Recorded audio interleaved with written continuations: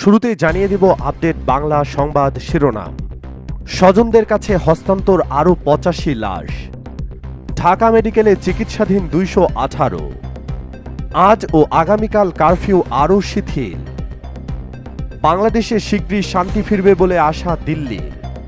এদিকে চিকিৎসাধীন আরও ৩ জনের মৃত্যু, নিহত বেড়ে ২০৪। শুনছিলেন সংবাদ শিরোনাম। শুরু করছি এবার বিস্তারিত সংবাদ। সরকারি চাকরিকে কোটা সংস্কার আন্দোলনকে ঘিরে সহিংসতায় ঢাকা মেডিকেল কলেজ হাসপাতালে চিকিৎসা নিতে আসেন ১,৫৬০ জন। ৩৭১ জন ভর্তি হয়েছেন, অন্যান্যরা প্রাথমিক চিকিৎসা নিয়ে হাসপাতাল ছেড়েছেন। এদের মধ্যে চোখের চিকিৎসা নিয়েছেন ২৫০ জন। বর্তমানে হাসপাতালে চিকিৎসাধীন ১৭৫ জন। এসব রোগীর মধ্যে ঢামেক হাসপাতালে আসার পর কর্তব্যরত চিকিৎসক মৃত ঘোষণা করেন ৬০ জনকে। চিকিৎসাধীন অবস্থায় মারা যান আরও ৩৩ জন। ঢামেক মর্গ কর্তৃপক্ষ মৃতদের ময়নাতদন্ত সম্পন্ন করে স্বজনদের কাছে ৮৫টি লাশ হস্তান্তর করেছেন।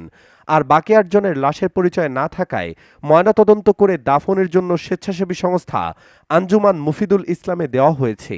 এর বাইরে ময়নাতদন্ত ছাড়াও কিছু লাশ স্বজনদের কাছে হস্তান্তর করা হয়েছে।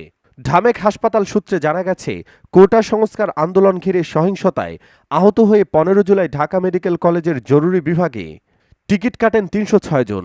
এর মধ্যে ভর্তি হওয়া ১৩ জন। ১৬ জুলাই টিকিট কাটেন ১২৯ জন। এর মধ্যে ভর্তি করা হয় ৯ জন।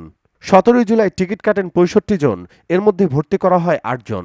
১৮ জুলাই টিকিট কাটেন ২৭৬ জন। এর মধ্যে ভর্তি করা হয় ২৭ জন।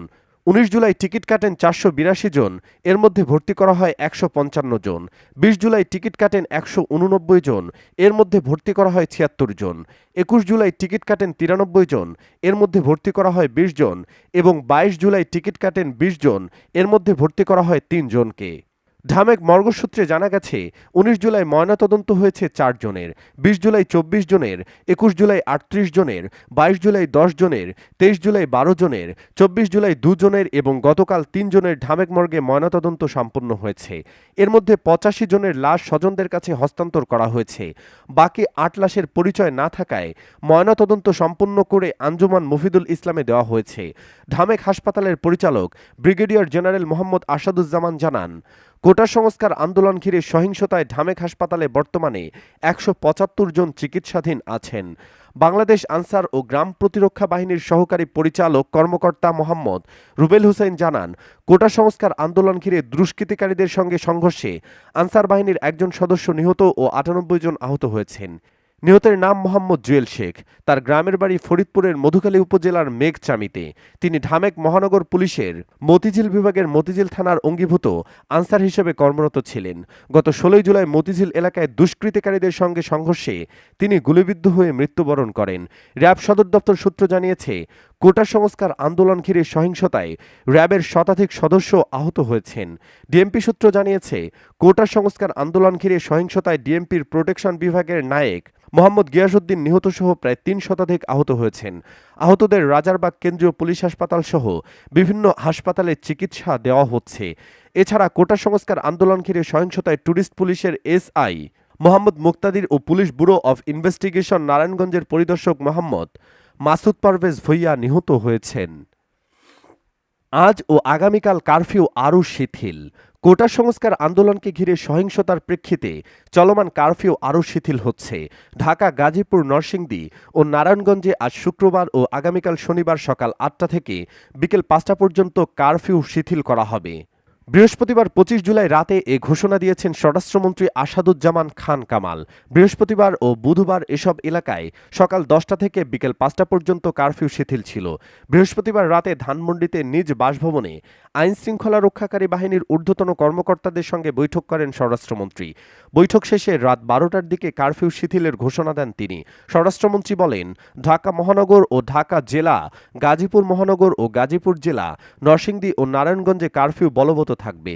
তবে এসব এলাকায় শুক্র ও শনিবার সকাল ৮টা থেকে ৫টা পর্যন্ত কারফিউ শিথিল থাকবে। অন্যান্য জেলায় কারফিউয়ের বিষয়ে সিদ্ধান্ত নেবেন সংশ্লিষ্ট জেলা প্রশাসকেরা। কোটা সংস্কার আন্দোলনকে ঘিরে বিক্ষোভ ও সংঘর্ষের পরিপ্রেক্ষিতে গত শুক্রবার দিবাগত রাত ১২টা থেকে সারা দেশে কারফিউ জারি করা হয়। একই দিনে বেসামরিক প্রশাসনকে সহায়তা করার জন্য সশস্ত্র বাহিনী মোতায়েনের সিদ্ধান্ত নেয় সরকার। বাংলাদেশে শিগগিরই শান্তি ফিরবে বলে আশা দিল্লির। বাংলাদেশে শিগগিরই শান্তি ফিরবে বলে আশা করেছে ভারত। বাংলাদেশ পরিস্থিতির দিকে ভারত নিবিড় দৃষ্টি রাখছে।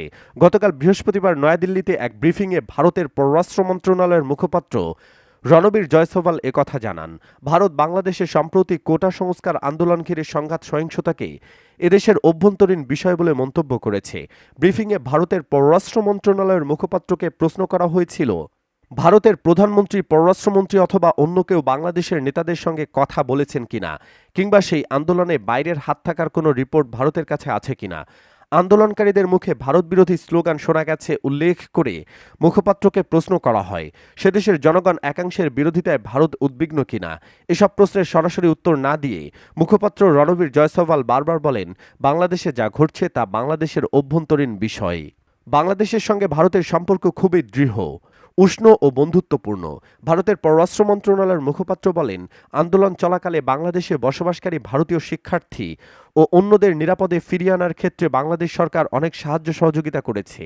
তিনি বলেন, গতকাল পর্যন্ত ৬,৭০০-র বেশি ভারতীয় নাগরিক নিরাপদে বাংলাদেশ ছেড়ে ভারতে গেছেন। নিরাপদে ফিরে যাওয়ার জন্য ভারতীয় হাইকমিশন ও সহকারী হাইকমিশন ২৪ ঘণ্টা হেল্পলাইন চালু রেখেছে। মুখপাত্র রণবীর জয়সওয়াল বলেন, পশ্চিমবঙ্গের মুখ্যমন্ত্রী মমতা বন্দ্যোপাধ্যায় সাম্প্রতিক এক মন্তব্যের প্রতিবাদ জানিয়েছে বাংলাদেশ। ওই প্রতিবাদপত্রে কূটনৈতিক চ্যানেলে ভারতের কাছে পৌঁছেছে। রণবীর জয়সওয়াল বলেন, ভারতীয় সংবিধানের ৭ম তফসিল অনুযায়ী পররাষ্ট্র সংক্রান্ত সবকিছুই কেন্দ্রীয় সরকারের অধীনে। এখানে রাজ্য সরকারের মাথা ঘামানোর কিছুই নেই। চিকিৎসাধীন আরও ৩ জনের মৃত্যু, নিহত বেড়ে ২০৪। ঢাকাসহ বিভিন্ন জেলায় সংঘর্ষ আহত হয়ে চিকিৎসাধীন আরও ৩ জনের মৃত্যু হয়েছে।